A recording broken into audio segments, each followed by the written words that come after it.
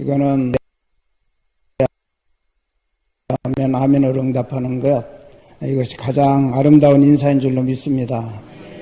우리 인사하자는데도 꿀먹은 벙어리같이 있다면 이건 사람답지 못한 거죠. 인사할 때는 서로 아무리 마음이 모아도 함께 기쁨으로 화답하고 즐겁게 인사하는 게 당연한 것 아니겠어요? 우리 한번 다시 하십시다. 할렐루야. 예, 감사합니다. 이렇게 서로 반응이 일어나야 우리 열린 마음을 가지고 은혜 가운데 나가죠. 오늘 귀한 찬양 피난처 있으니 라고 하는 이 귀한 찬양으로 우리의 마음속에 다시 한번 소망을 일으켜준 아름다운 찬양대에 감사드립니다. 지난 주간 우리 교회는 세 가지 큰 행사를 치렀습니다. 마포교구협의회가 주관하는 마포 인재 육성을 위한 장학기금 마련을 위해서 네 번째 우리 교회들이 함께 모여서 나눔 바자회를 했습니다. 사회봉사부가 중심이 되어서 많은 분들이 며칠씩 준비하고 또 현장에도 우리 장로님들을 위시한 많은 분들이 나와서 함께 봉사해 주셨습니다. 물론 그날 비가 왔기 때문에 실상 구매자들이 예상보다 많이 나오지 못해서 수익금은 예년만큼 우리가 올리지 못했습니다만 그래도 우리 교회는 다른 교회보다는 더 많이 70만 원 이상이 되는 수익금을 기탁할 수 있었습니다.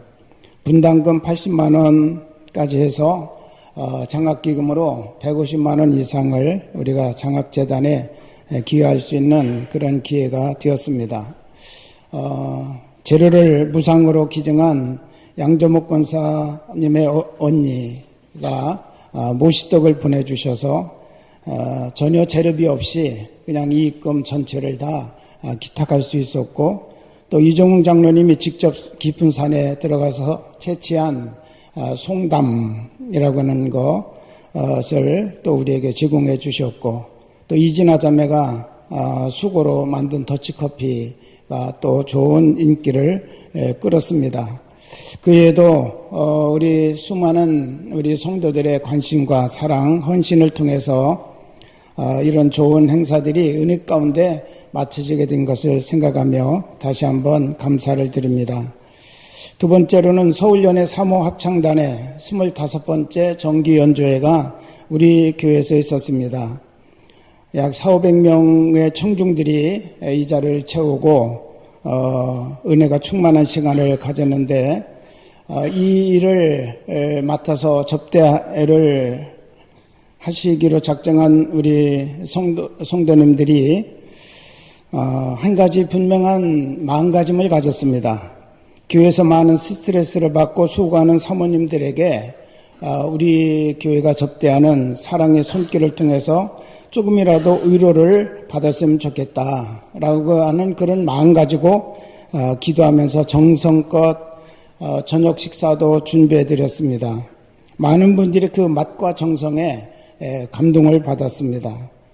또 베트남에서 상질에 속하는 그런 커피를 직접 저희가 갔을 때 이것을 생각하고 준비해 왔습니다.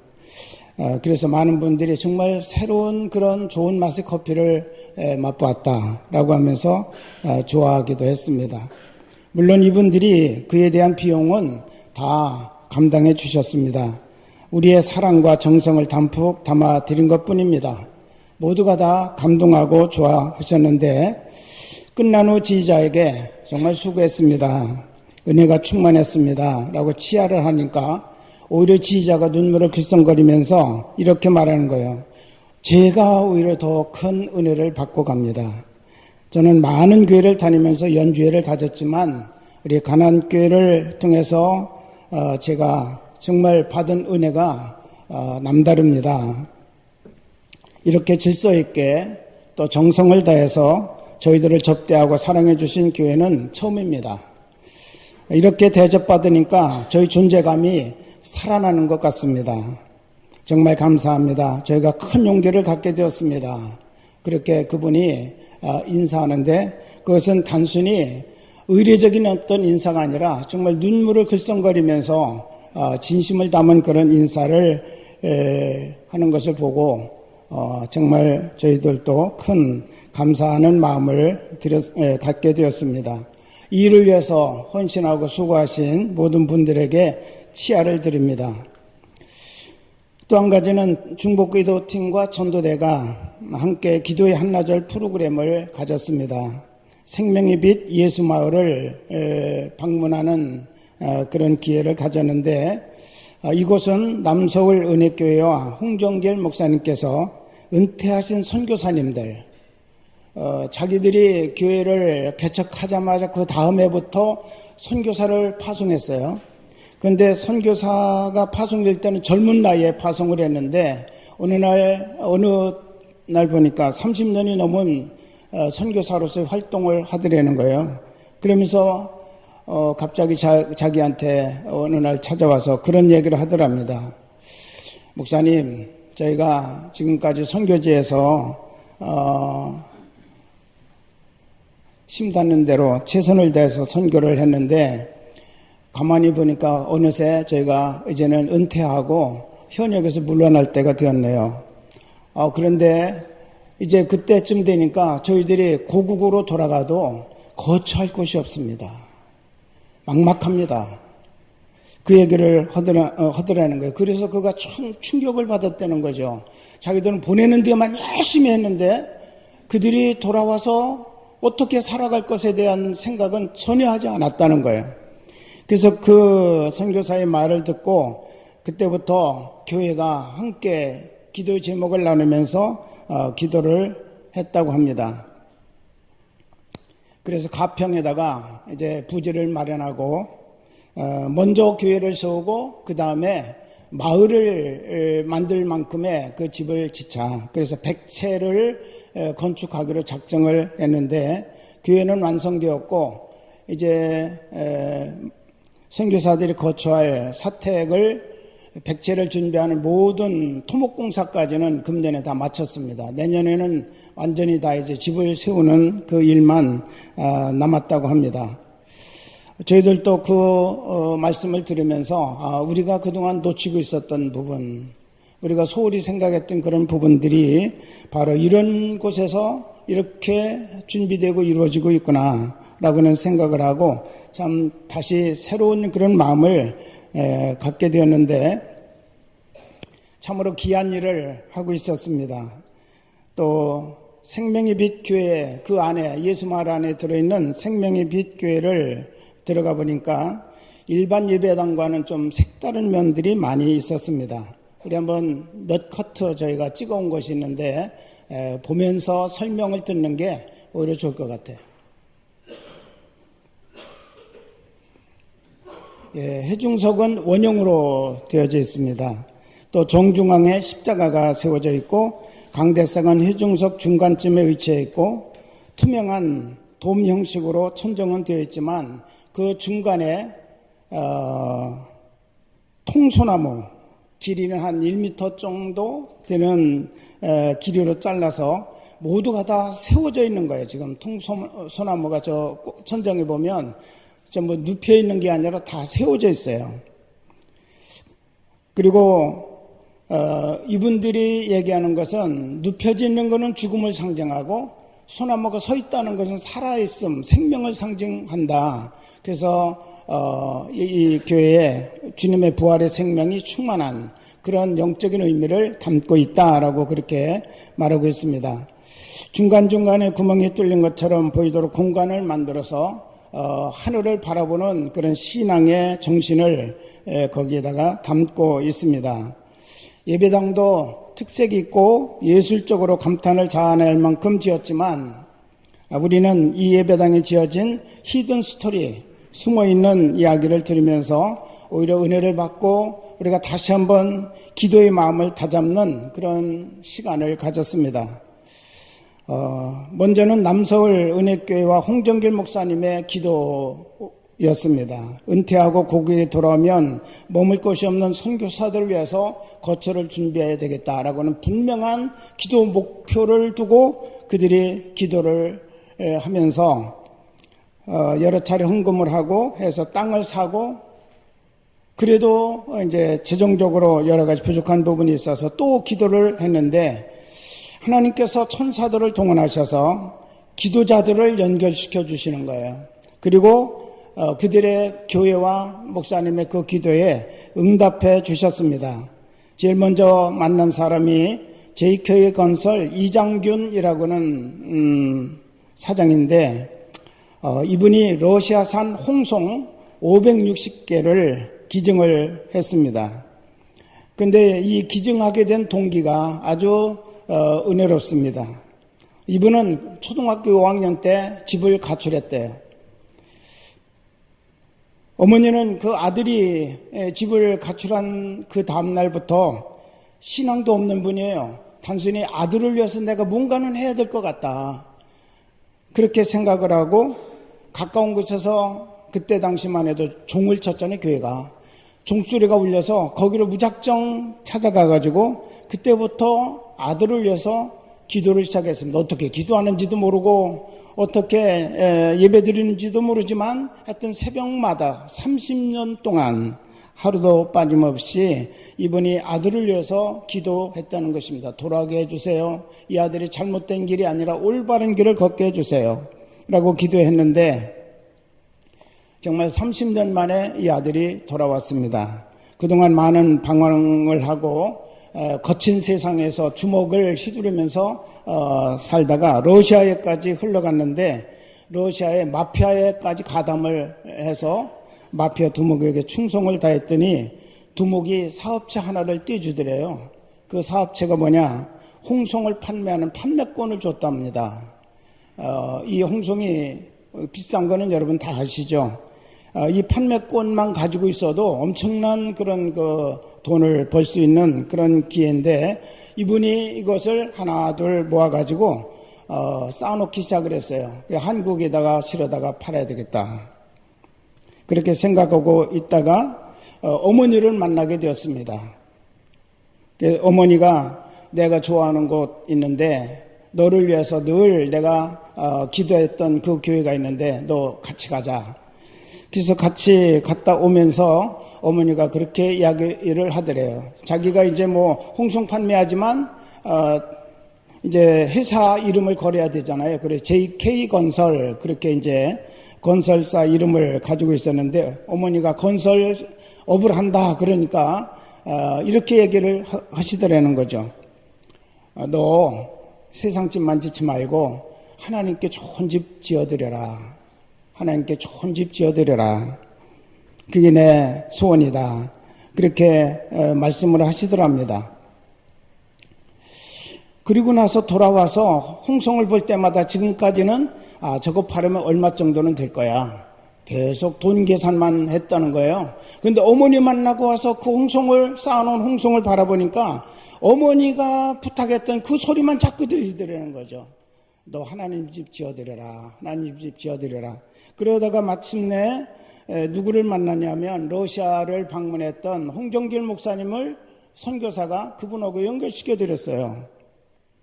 그분은 신앙생활하지 않는 분이었습니다. 어머니 때문에 교회, 예배당 이런 것을 이제 알게 되었고, 거기에 어머니 손에 끌려서 갔다 온 기억밖에는 없어요.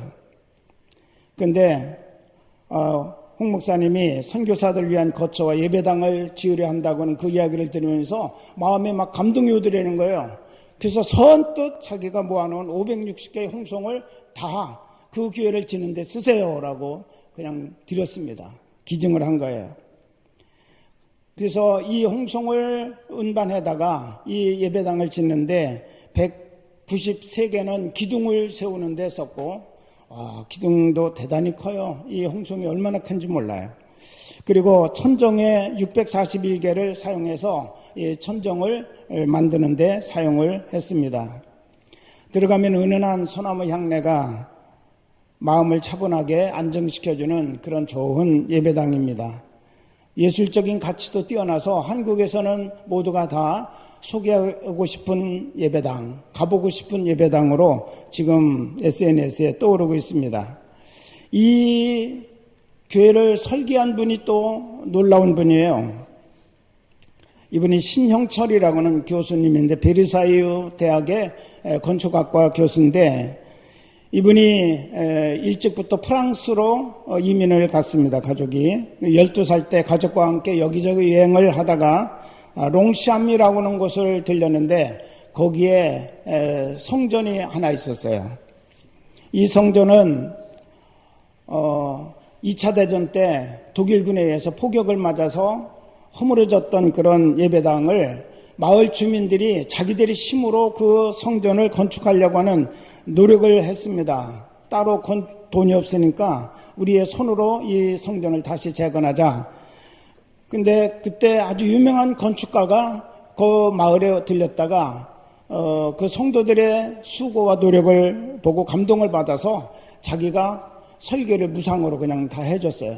그 설계도에 따라서 이 예배당을 지었는데 너무너무 이 12살 된 신영철이라고는 소년의 마음에 큰 감동을 주었답니다. 그래서 그가 성당을 보고 나와서 종탑에 기대해서 눈물로 하나님께 이렇게 기도했다고 그래요. 하나님, 저도 이런 예배당을 지어드리고 싶어요. 라고 그가 기도하면서 눈물로 하나님께 기도했는데 그때 당시만 그가 기도하고 끝난 것이 아니라 이 기도가 계속 그 가슴에 살아서 계속 기도가 이루어졌습니다. 이 소년이 자라서 베르사유 대학을 졸업하고 또 그 대학에서 이 청년의 이제 재능을 인정을 하고 건축학과 교수로 채용을 하는데 그 채용하는 과정 중에 하나가 본인이 직접 설계한 도면을 하나씩 제출해서 심사받는 거예요. 그래서 이분이 예배당 설계 도면을 제출했답니다. 그랬더니 심사위원들이 쭉 보고 그리고 예배당 설계한 것을 보더니 이렇게 질문을 하더래요. 아무런 실용가치가 없는 교회 설계를 왜 했냐라고 묻더라는 거죠. 그래서 이분이 이렇게 대답했답니다. 저는 내가 설계한 도면으로 예배당을 지어서 하나님께 바치고 싶어서 제 12살 때부터 꿈꿔왔고 기도해왔고 준비해왔고 그래서 이 설계 도면을 만들었습니다. 그랬더니 그 심사위원들이 자네는 돈 벌기는 다 틀렸구나.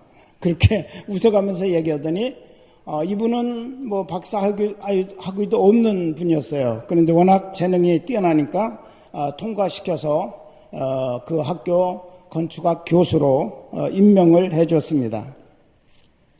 그 설계 도면이 바탕이 되어서 23년이 지난 35세 되었을 때 생명의 빛 교회 설계를 했고 그는 23년 동안의 눈물의 기도가 응답되어서 아름다운 예배당을 하나님께 봉헌할 수 있게 되었다고 하는 고백을 합니다.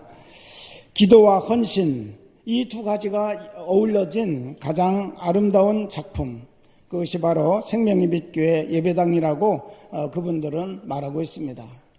어떤 예배당인들 기도와 헌신이 어우러지지 않는 예배당이 있겠습니까?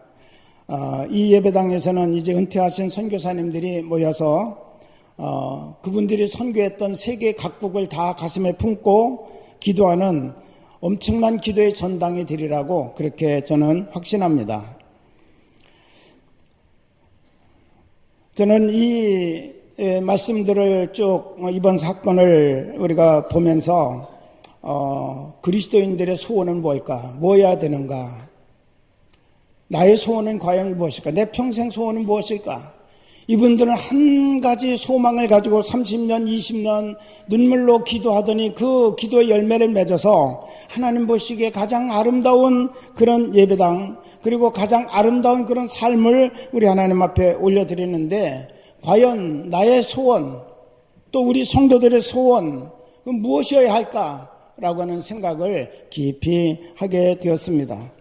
그리스도인은 그리스도인다운 소원이 있어야 합니다. 그것을 거룩한 소원, 거룩한 야망이라고 그렇게 부르기도 합니다. 그 소원이 우리의 전 삶을 움직이고 있어야 한다는 것이죠. 이러한 소원을 가지고 일생을 분명하고 자신 있게 살아간 분이 계십니다. 그분이 바로 사도 바울인데 오늘 이분은 위대한 그리스도인이요 승리자로서 우리에게 이렇게 말하고 있습니다. 오늘 8절에 있는 말씀을 보면 우리가 담대하여 원하는 바라고 그렇게 말했어요. 담대하여 원하는 바, 이것이 뭘까요?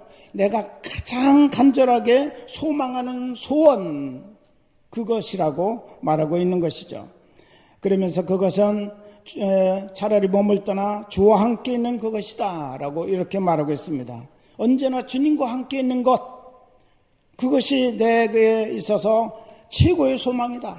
가장 간절하게 내가 원하는 그런 소망이다. 그렇게 말하고 있어요. 또 9절에 보면 우리는 몸으로 있든지 떠나든지 주를 기쁘시게 하는 자 되기를 힘쓰노라 라고 그렇게 말하고 있습니다. 여기 힘쓰노라 라고는 말은 큰 야망과 꿈이다 라고 하는 그런 뜻이에요. 주님을 기쁘시게 하는 삶, 무엇을 하든지 주님을 기쁘게 하는데 내 인생의 목적을 두고 사는 것, 그것이 나의 꿈이고 나의 야망이다. 이것이 바로 사도 바울의 간절한 그런 소원이라고 이와 같이 말하고 있습니다. 10절에 보면 뭐라고 말합니까? 이는 우리가 다 반드시 그리스도의 심판대 앞에 나타나게 되어 각각 선악간에 그 몸으로 행한 것을 따라 받으려 함이라. 주님의 심판대 앞에 우리는 모두가 다 설 것을 사도 바울은 말합니다. 반드시 선다, 그렇게 말했어요. 우리가 다 반드시 그리스도의 심판대 앞에 나타나게 된다라고 말씀합니다. 여러분, 우리는 우리의 일생을 살아가고 죽음으로 그냥 다 모든 것이 끝나는 것이 아니라 반드시 죽음 후에 우리는 그리스도의 심판대 앞에 서야 될 존재라는 사실을 믿으시기를 바랍니다. 그리고 거기서 무엇을 하느냐? 각각 선악간에 그 몸으로 행한 것을 심판받고 거기에 따른 상급을 받게 된다고 하는 사실을 사도 바울은 오늘 우리에게 말씀하면서 나는 그곳에서 주님의 심판대 앞에서 상 받기를 소원하고 있다, 소망한다 라고 그렇게 그가 지금 고백하고 있는 것입니다.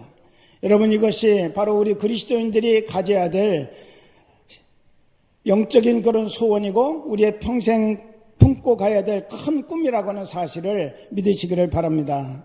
주님과 함께 거하는 소원, 그것이 언제나 우리에게 뜨겁게 가슴에 담아 있어야 된다는 것입니다. 바울은 개인적으로는 육체 가운데 사는 현재의 삶보다 죽어서 육체를 떠나 그리스도와 함께 사는 것을 더 원했습니다. 그러나 그가 그런 소원은 있지만 그렇다고 해서 이 세상의 모든 것을 다 내려놓고 오직 주님과 함께 거하는 그날, 내가 죽어서 주님 곁에서 살아가는 그 시간, 그것만을 기다린 사람이 아니라 그는 살아도 주를 위하여 살고 죽어도 주를 위하여 죽기를 원한다고 또 로마서에서는 말하고 있습니다.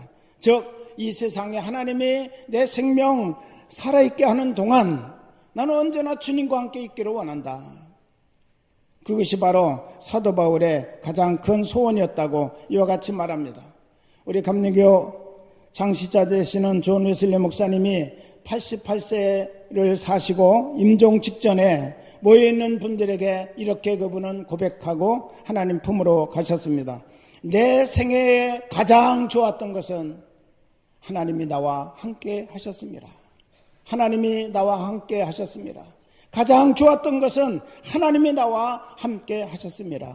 할렐루야. 3번을 그가 거듭거듭 하나님이 나와 함께 하셨던 그 삶, 그것이 나에게 있어서 최고로 좋았고 최고로 행복했던 그런 순간이었다고 이와 같이 그는 고백하고 하나님 품으로 가셨습니다. 링컨 대통령이 노예 해방 문제를 놓고 남북이 갈등을 겪다가 극기하는 전쟁에까지 이르게 되었습니다. 처음에는 링컨이 이끄는 북군이 계속 전쟁에서 패하고 밀리기 시작을 합니다. 주변의 참모들이 링컨 대통령 들으라고 옆에서 비아냥조로 이렇게 말했어요. 하나님께서 우리 편이 되어주지 않는 것 같습니다. 그때 링컨 대통령이 정색을 하면서 이렇게 말했어요. 하나님이 우리 편이 되어주기를 기대하지 말고 우리가 하나님 편이 되기를 위하여 힘써야 한다. 그러면 하나님이 우리 편이 되어주실 것이다. 할렐루야. 여러분, 위대한 신앙의 사람들은 언제나 하나님이 우리와 함께 하시는 삶을 소망하고 그런 삶을 기뻐하고 그렇게 살아가기를 간절히 열망하면서 살아갔던 것을 우리에게 말씀해 주고 있습니다. 우리 하나님께서도 이렇게 약속하십니다. 이사야 41장 10절에서 두려워하지 말라, 내가 너와 함께 함이라. 놀라지 말라, 나는 네 하나님이 됨이라. 내가 너를 굳세게 하리라. 참으로 너를 도와주리라. 참으로 나의 의로운 오른손으로 너를 붙들리라. 할렐루야. 두려워하지 말라, 내가 너와 함께 함이라. 우리 하나님이 그렇게 우리에게 말씀하고 계시지 않습니까? 여러분, 우리 그리스도인으로서 최고의 바람이 있다면 하나님이 나와 함께 해주시는 것, 내가 또한 하나님과 함께하는 삶, 그런 인생을 살아가는 것을 우리는 최고의 소망으로 삼고 살아가는 성도가 되어야 될 줄로 믿습니다. 9절에 있는 것처럼 사도 바울은 두 번째로 주님을 기쁘시게 하는 삶이 자기의 소원이라고 이와 같이 고백합니다. 바울은 살아도 가지고 있는 소원은 주님을 기쁘시게 하는 것이고, 내가 죽는다 할지라도 죽음을 통해서도 오직 주님을 기쁘게 하는 죽음이 되었으면 좋겠다라고 그는 이와 같이 말하면서 고린도 전서 10장 31절에서는 그런즉 너희가 먹든지 마시든지 무엇을 하든지 다 하나님의 영광을 위하여 하라 라고 말씀하십니다. 먹든지 마시든지 무엇을 하든지 우리의 삶, 어떤 삶이든지 네가 목표하는 것은 하나님의 영광을 나타내고자 하는 그런 간절한 마음과 그런 목표를 가지고 먹어도 마셔도 무엇을 하더라도 그 목표를 잃지 않고 하라라고 그렇게 우리에게 말씀하고 있다는 것입니다. 이것은 사는 것 전부가 다 하나님의 영광을 위한 것이라고 하는 그런 삶의 고백이죠. 바울은 살아도 내가 주님을 기쁘시게 하려는 마음으로 충만하고 죽어도 나는 주님을 기쁘시게 하려는 마음으로 나는 죽음을 맞이하겠다라고 그렇게 그가 고백했습니다. 이런 소원을 가지고 산 사람들은 언제나 그들의 자취를 돌아보면 의로운 삶의 자취를 남긴 것을 우리에게 보여주고 있습니다. 우리의 목표가, 우리의 삶의 목표가 주님을 기쁘시게 하려고 하는 삶을 살아간다면 우리들의 삶의 자취를 돌아보면 언제나 의로운 삶이었다는 거예요. 이게 바른 삶이었고 바른 인생길이었다는 사실을 우리에게 역사는 증거해주고 있습니다.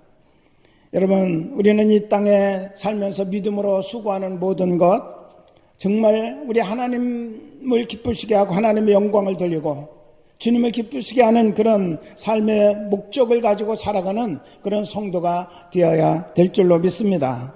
이런 성도들을 향해서 사도 바울은 또 한 가지 소원을 가지라 라고 말합니다.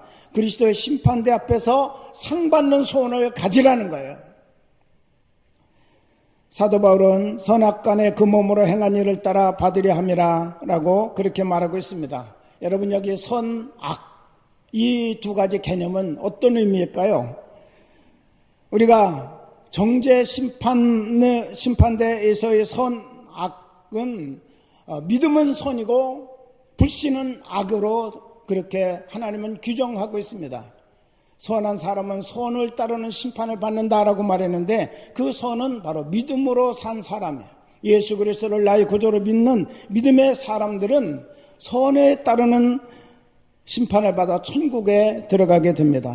불신은 악으로 성경은 규정하고 있습니다. 하나님을 창조주로, 아버지로, 생명의 근원으로 우리 하나님께서 우리에게 나타나셨는데 그 하나님을 신뢰하지 않고 버리는 그런 존재들에게는 분명히 우리 하나님께서 나도 너희를 버리노라 라고 말씀하십니다.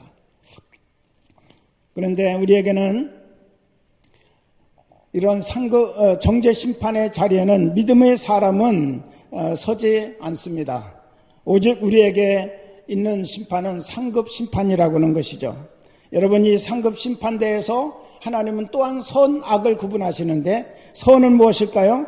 착하고 충성된 종은 선입니다. 악하고 게으른 종은 악이라고 성경은 분명히 우리 주님께서 말씀하셨습니다. 상급 심판을 받는 선악은 윤리적인 도덕 개념이 아니라는 것입니다. 선은 하나님을 기쁘게 하는 일이고 악은 하나님 앞에서 헛되게 살아온 모든 것들, 그것이 바로 악을 의미하고 있다라는 것입니다. 우리 믿는 사람에게는 벌은 형벌받는 것이 아닙니다. 지옥 형벌이 아니고요. 믿는 성도들에게 형벌은 뭐냐? 헛되게 산 것 그 자체가 형벌이고, 심판대 앞에서 우리 주님 앞에 부끄러운 존재로 몸둘 바를 모르고 서 있는 그 자체가 벌이라는 거예요. 인생의 살아온 과정에서 헛되게 산 것 자체가 악이라는 사실을 성경은 우리에게 말씀하고 있습니다. 하루하루 순간순간을 우리가 어떻게 살아가느냐, 그것이 바로 선악을 만드는 그런 가장 중요한 구분점이라는 것을 우리들이 분명히 기억해야 됩니다. 사람답게 살지 못한 것, 그것이 악이고 그것이 하나님 앞에서 벌이 된다는 것입니다. 우리의 심판은 주님을 기쁘시게 한 삶에 대한 감격이고 잘했다 칭찬을 받는 영광이 될 것입니다. 성도를 위한 하나님의 심판대에는 언제나 상이 준비되어져 있음을 성경은 우리에게 말씀하고 있습니다. 상이 없는 자는 부끄러움 뿐입니다. 예수님께서 말씀하셨습니다. 보라, 내가 속히 오리니 내가 줄 상이 내게 있어 각 사람에게 그가 행한 대로 갚아주리라. 계시록 22장 12절에 말씀하셨어요. 각 사람에게 그가 행한 대로 갚아주겠다라고 말씀하십니다. 또 예수님께서 마태복음 16장 27절에서 인자가 아버지의 영광으로 그 천사들과 함께 오리니 그때에 각 사람의 행한 대로 갚으리라. 성경은 계속해서 말씀하고 계시죠. 그때에 내가 아버지의 영광으로 천사들과 함께 재림할 텐데 그때 각 사람의 행한 대로 나는 갚아주겠다라고 말씀하십니다. 여러분, 여기에는 추호의 어떤 여지가 없습니다. 내가 어떻게 살았는가, 그것이 바로 심판의 내용이 될 수밖에 없다고는 사실을 우리에게 말씀해 주고 있습니다.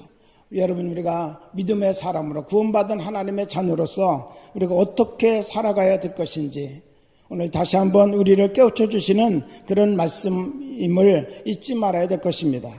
성도는 하늘의 상을 사모해야 합니다. 사도 바울은 바로 이 부분에 대해서 간절하게 그가 소망을 가지고 있음을 고백하고 있습니다. 믿음은 바라는 것들의 실상이요 보지 못하는 것들의 증거라고 말씀하셨습니다. 믿음은 바라는 것이 있어야 돼요. 여러분이 믿습니까? 그렇다면 하나님을 믿는다면 여러분이 무엇을 소망하고 무엇을 소원하고 있습니까? 나는 그저 믿는 것뿐이야? 거기에는 아무 의미가 없는 삶이 만들어질 수밖에 없어요. 내가 믿음으로 바라는 것이 있을 때 내가 어떻게 살아가야 될 것이다 라고는 결단이 이루어지고 헌신이 나오고 그것이 소원의 기도가 되고 그 기도가 열매를 맺을 수 있다고 하는 사실입니다.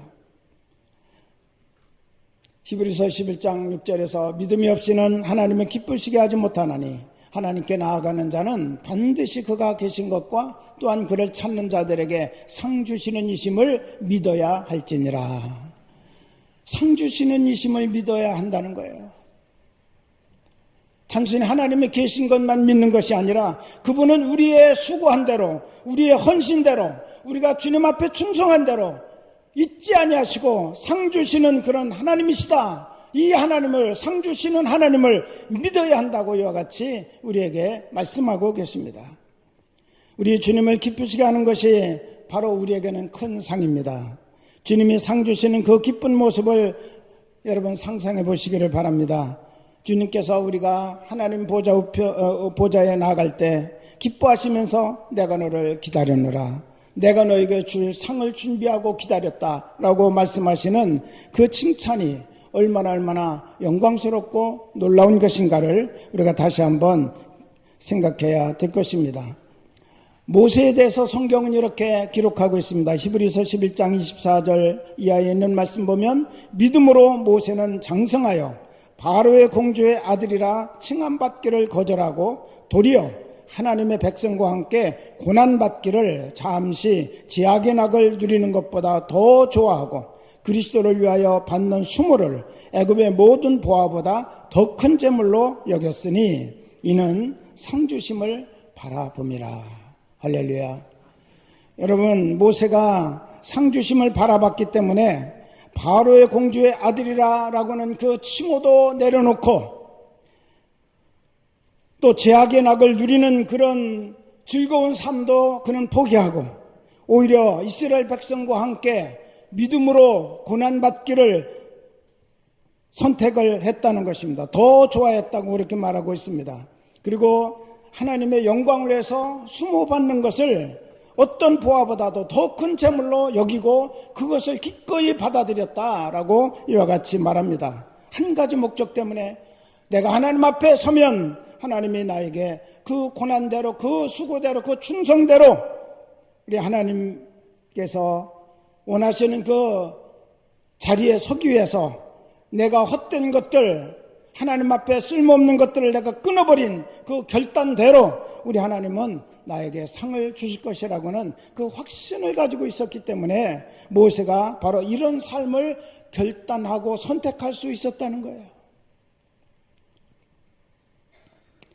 성도는 이렇게 하나님 앞에서 상 받을 것을 바라볼 수 있고 소원할 수 있는 믿음의 사람이 되어야 됩니다. 상은 물질적인 보상이 아니라 하늘나라의 최고의 영광이고 하나님의 기쁨이고 하나님의 자랑거리라고 하는 사실을 우리는 잊지 말아야 될 것입니다. 이런 뜨겁고 거룩한 마음, 하나님 나라를 사모하고 하나님 앞에서의 상급을 사모하는 그런 뜨겁고 거룩한 마음이 있을 때 여러분 우리는 기도하되 낙심하지 아니하고 식지 않는 기도를 할 것이고 이 기도가 계속되는데 언제까지? 응답될 때까지 포기하지 아니하고 계속하는 거예요. 할렐루야.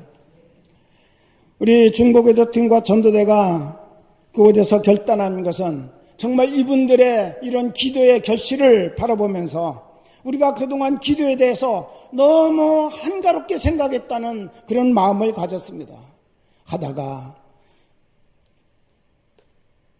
내 마음속에 내키지 않으면 그냥 기도하다가 포기하고 또 조금 시간이 지났는데 응답이 내가 기대했던 그때 응답이 없으면 쉽게 절망하고 낙심해서 내려놓기도 하고 그랬던 것들 이제 우리가 다시 한번 일어나서 기도의 제목 다시 붙잡고 포기했던 기도 제목 다시 회복해서 우리 하나님 앞에 응답이 될 때까지 기도합시다라고 우리가 결단하고 돌아왔습니다. 할렐루야. 그것은 우리 중보기도팀이나 전도대만의 그런 결단이 아니라 우리 모든 성도들이 마땅히 가져야 될 그런 소원이고 그런 뜨겁고 거룩한 그런 마음이고 그리고 우리 하나님 앞에 간절히 바라는 그런 우리들의 상급이라는 사실을 우리는 잊지 말아야 될 것입니다. 우리가 이런 기도가 식지 않을 때 우리의 삶은 주님을 기쁘시게 하려는 뜨겁게 헌신된 삶으로 열매를 맺게 될 줄로 믿습니다. 지금 우리가 가져야 될 거룩한 소원은 주님과 함께 거하려는 그런 마음이고 예수 그리스도를 기쁘게 하려는 마음이고 심판대 앞에서 주님이 기뻐하시는 상주심을 바라보는 그런 마음, 이것이 바로 우리가 가져야 될 거룩한 소원이고 또 하나님 앞에서 우리가 보여드려야 될 뜨거운 야망이라고 하는 사실을 다시 한번 사도 바울의 고백을 통해서 우리가 생각하는 시간이 되었으면 좋겠습니다. 이런 거룩한 소원을 불타는 마음을 품고 사시는 저와 여러분이 되시기를 우리 주님의 이름으로 축원합니다. 기도하겠습니다.